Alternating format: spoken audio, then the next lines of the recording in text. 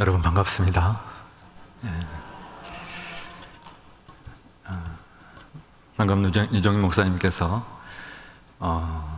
도시에서 농촌으로 가기가 어려웠는데 선택하겠다라고 그렇게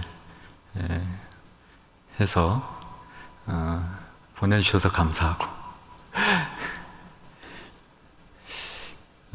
실은 정말 솔직한 심정으로 가기가 쉽지는 않았습니다. 왜냐하면은 아시는 분은 아시겠지만은 교회가 이렇게 나누어진 상태로 우리 성도님들이 한 3년 정도를 그 지역에서 방황을 했고, 또 나주에서만 예배를 드렸던 것도 아니고 또 이렇게 강주로 다니면서 영적인 갈망을 채우고자 하는 그 성도들의 갈망이 그 나주 봉황 지역에 있었습니다. 그래서 물론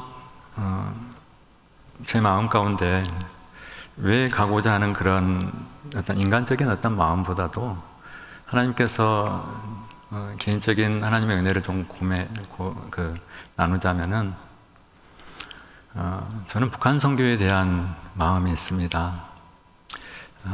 물론 거기에 대한 항상 미련이 있어요. 왜 북한 선교에 대해서 그 소망을 품고 이렇게 또 거기에 대한 어떤 개인적인 비전을 가지고 신학교에 입학을 했으면서도 이렇게 지역교회를 섬기고 있으면서 부교자를 생활을 하고 또 그렇게 하다 보니까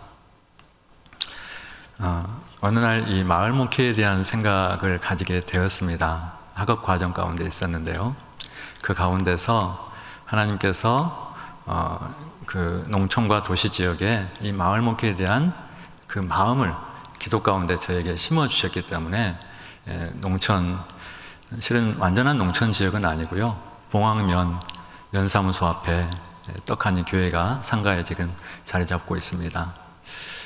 저는 이런 일련의 과정들을 볼 때 하나님께서 사람을 어떻게 사람을 쓰실까 그 생각을 해보게 될 때 하나님께서는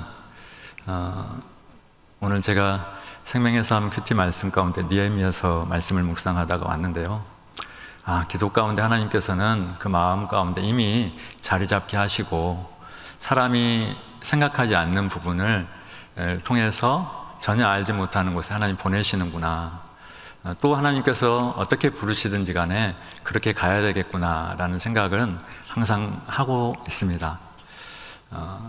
지금 너무 교회가 창립도 하고 설립도 하고 이렇게 잘 하고 있고요, 무엇보다도 강주 베델교회에서 기도로 많이 후원해 주시고 또 오셔서 또 후원도 해 주시고 여러모로 전도대도 보내주시고 시로빈 선교에서도 와서 또 이렇게 교회를 꾸며주시고 그렇게 해서 또 오늘 이렇게 설교 자리가 이렇게 불러주셔서 이게 너무도 하나님의 은혜가 아닌지 너무도 감사할 뿐입니다.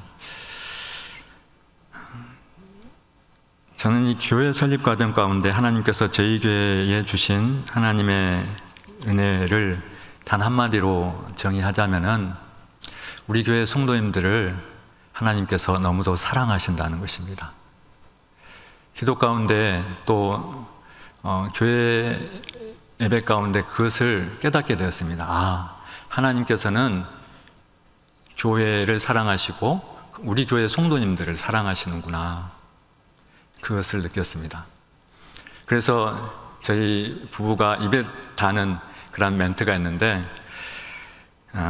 하나님께서 우리 교회 성도들을 너무 사랑하시는 것 같다, 너무 사랑하시는 것 같다, 그런 그 고백을 문득 합니다. 솔직히 말해서 저보다는 제 아내가 더 많이 그런 이야기를 합니다. 그러나 보네, 그런가 보다, 그렇게 하면서 개인적으로 사역을 하면서 도전을 받고 있습니다. 여러분, 하나님께서 여러분을 사랑하신 줄로 믿습니다. 옆에 분과 한번 이렇게 인사해 보셨으면 좋겠습니다. 하나님께서 당신을 사랑하고 계십니다.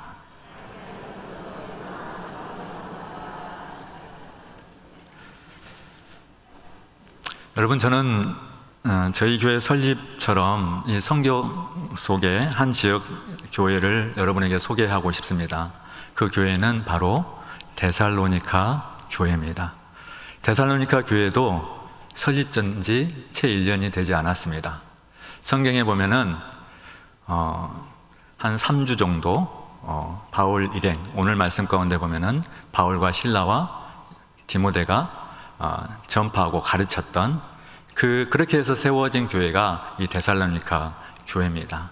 그런데 이 데살로니가 교회가 오늘 이 말씀 가운데 보면은 복음의 능력이 있었다라는 것을 보게 됩니다. 여러분, 복음의 능력이라는 것은 무엇입니까? 예수 그리스도를 믿는 능력이 있었다라는 것이죠. 예수 믿는 사람은요, 능력이 있습니다. 예수님 믿는 사람은요, 하나님의 자녀의 권세가 있어요. 그렇기 때문에 사단을 이기는 권세도 있고요, 그리고 우리의 삶 가운데서 분별력을 갖게 하십니다. 그리고 하나님께서 우리 가운데 또한 공동체를 세우고자 하는 귀한 마음도 주십니다. 여기에 대해서 별로 아멘 안 하시네요. 여러분, 예수 믿는 사람은요, 내 개인적인 신앙만 가지고 사는 게 아니에요. 이미 예수 믿는 사람은 복받은 사람입니다. 예수 믿고 복받은 사람이 하나님께서 쓰시고자 했을 때는요, 공동체를 세우기를 원하십니다. 조그마한 소그룹이든 아니면 대그룹이든 아니면 속해 있는 교회를 세우기를 원하세요. 그게 하나님의 마음입니다. 여러분, 사역자들이 어떻게 쓰임 받습니까? 교회를 막 나눕니까? 그렇지 않습니다. 제대로 된 사역자는 교회를 세워갑니다. 세워가요. 하나님께서 그렇게 사용하십니다. 여러분, 교회 설립 채 1년도 안 된 교회가 이 데살로니가 교회였습니다.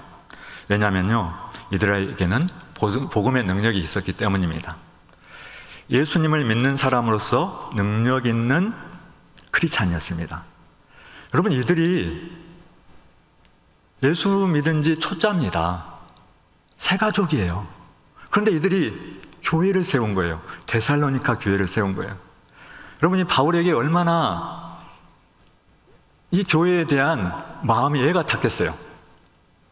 이 데살로니가가 세워지고 나서 얼마 있다가 바울이 쫓겨날 수밖에 없는 상황이 만들어집니다. 유대인의 피박이 있었던 것이죠. 그래서 바울이 데살로니가 교회를 떠나서 오늘 이 데살로니가 전서를 고린도에서 편지를 쓰고 있는 것입니다. 여러분, 그런데 이 데살로니가 교회의 복음의 능력은 무엇이었을까요? 오늘 말씀 가운데 보면은 믿음의 역사와 사랑의 수고와 예수 그리스도에 대한 소망이 있었습니다. 믿음의 역사와 사랑의 수고와 예수 그리스도에 대한 소망. 근데 여기에 더 한 가지가 더 덧붙여졌는데, 예수 그리스도에 대한 소망 가운데 인내하는 성도들이었습니다. 데살로니가 교회의 복음의 능력은 어떻게 생겨나게 되었을까요? 궁금하지 않습니까? 오늘 말씀에 보면요, 바울과 실라와 이 디모데라는 이 사역자에게서 비롯된 것이었습니다. 성령께서 주신 믿음의 확신이 이 사역자에게 있었던 것이죠. 그래서 이 사역자들을 통해서 거기에 그 교회에 복음의 능력이 생겨난 것입니다. 본문 5절 말씀 가운데 보면요, 바울과 실라와 디모데가 가진 복음이 너에게 말로만 이른 것이 아니라 능력과 성령과 큰 확신으로 된 것이라, 그렇게 말씀합니다. 물론 그 당시 데살로니가 교회의 상황과 환경적인 요인으로 볼 때 도저히 데살로니가 교회의 그런 복음적인 능력을 가질 만한 교회가 아니었습니다. 왜냐하면 데살로니가 교회는 예수를 믿고 나서 핍박을 받게 되었습니다. 첫 번째가 유대인의 핍박이었습니다. 뿐만 아니라 앞서서도 말씀드렸지만 교회의 지도자가 거기에 없었습니다. 그리고 예수를 믿는 것으로 인해서 유대인의 핍박이 있었을 뿐만 아니라 그 데살로니가 교회는 재림 신앙에 대한 불확실한 마음이 있었습니다. 재림의 날만 기다리며 살아야 하는가? 재림의 날을 위해 영과 몸을 상결하게 여겨야 하는가? 여기에 대한 신학적인 논란이 있었던 교회가 바로 데살로니가 교회였습니다. 이것은 당연한 겁니다. 이제 갓 교회로 세워졌기 때문에 재림에 대한 신앙이 어떻게 있었을 것입니까? 그런데 그렇게 신앙적인 그리고 신학적인 문제가 논란이 있었던 그런 교회가 바로 데살로니가 교회였다는 것입니다. 그런데 어떻게 해서 이런 교회에 복음의 능력이 생겨났을까요? 그리고 구체적으로 믿음의 역사와 사랑의 수고와 그리고 예수 그리스도에 대한 소망뿐만 아니라 인내가 있게 되었을까요? 데살로니가 교회 상황을 보면은 이런 능력을 갖기가 힘들어요.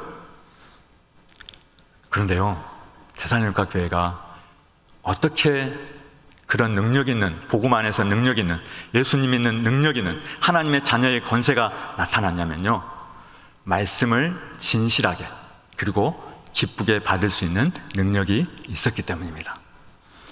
여러분, 말씀을 진실하게 받는 것, 여러분, 데살로니가 교회는요, 말씀의 수용성이 있었습니다. 하나님의 말씀으로 받을 수 있는 능력이 있었던 겁니다. 여러분, 그렇기 때문에 이런 복음의 능력이 아주 구체적으로 나타난 교회가 바로 데살로니가 교회였고, 그리고 믿음의 역사와 사랑의 소고와 그리스도에 대한 소망 가운데서, 그리고 그 상황 가운데서 인내하는 성도로 자라날 수 있었던 것입니다. 오늘 본문 6절 말씀 가운데 보면요, 데살로니가 교회가 하나님의 말씀을 성령께서 주신 기쁨으로 말씀을 받았다라고 이렇게 말씀하고 있습니다. 하나님의 말씀, 기쁨으로 신실하게 받아들였기 때문에 그들은 그들의 삶 가운데 믿음의 역사와 사랑의 수고와 예수 그리스도에 대한 소망 그리고 인내가 있었던 것이죠. 저는 광주 베델교회에 있으면서 정말 가장 기쁘고 또 말은 이렇게 겉으로는 안 했지만은 제 마음 가운데 항상 담고 있는 기쁨이 있었습니다. 베델교회를 떠날 때도 그런 고백을 했습니다마는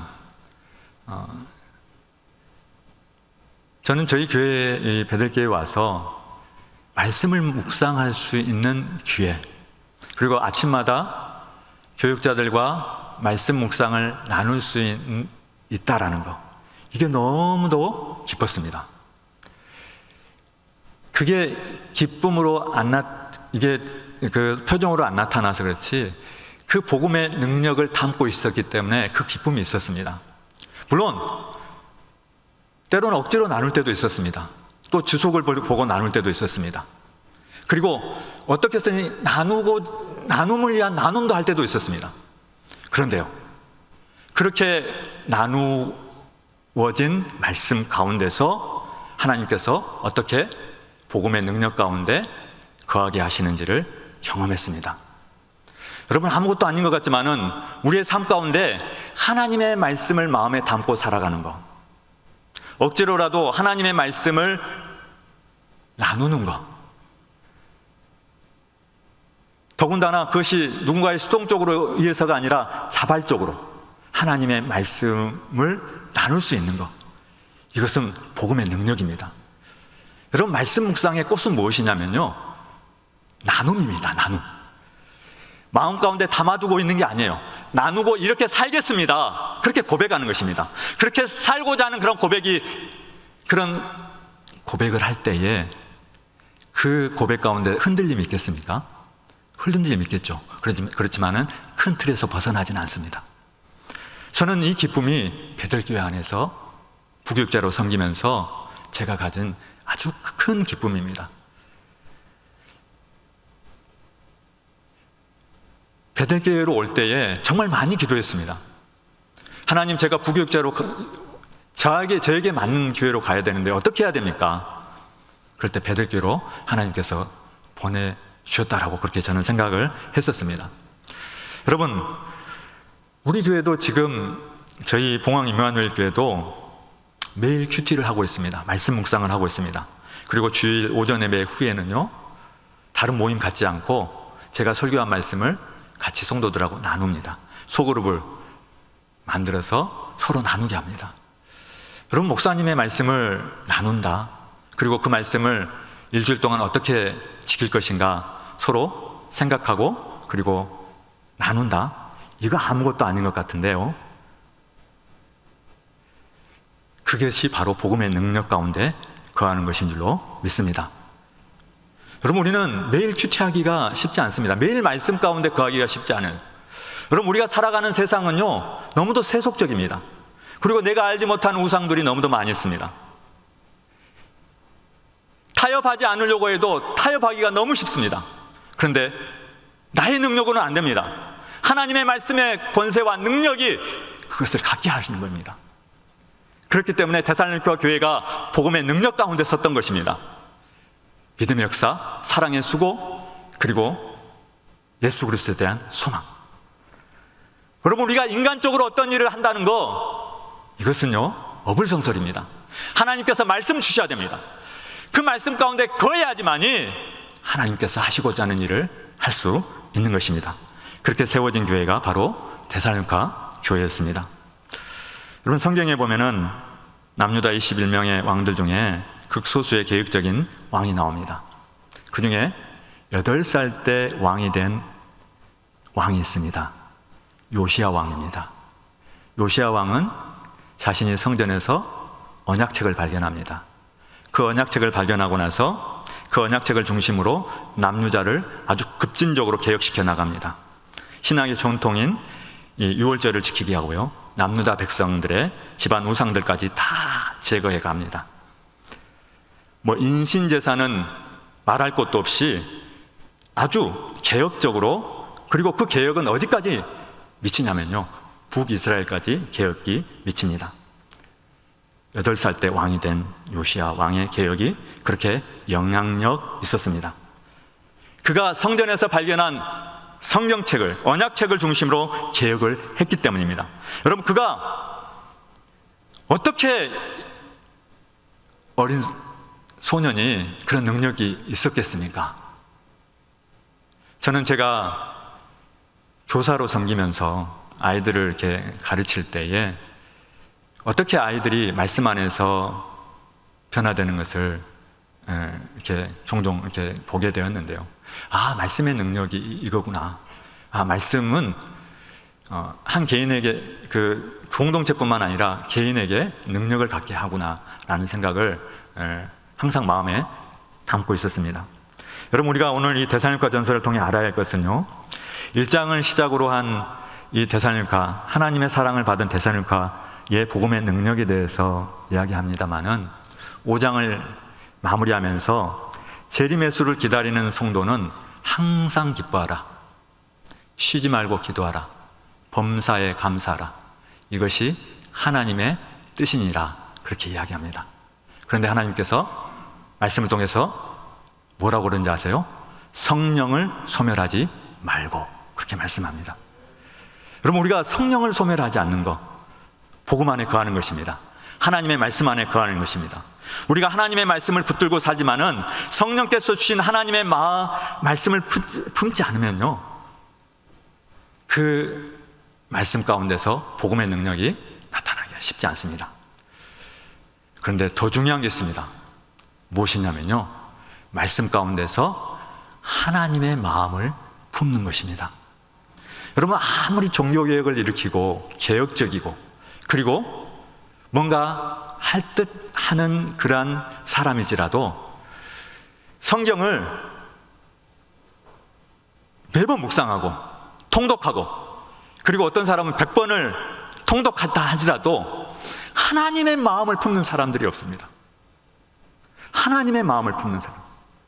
여러분, 하나님의 말씀을 대하고 예배를 드리고 그리고 우리의 삶 가운데서 하나님의 능력 가운데 살아가지만은 하나님의 마음을 마음에 품고 살아가고 있습니까?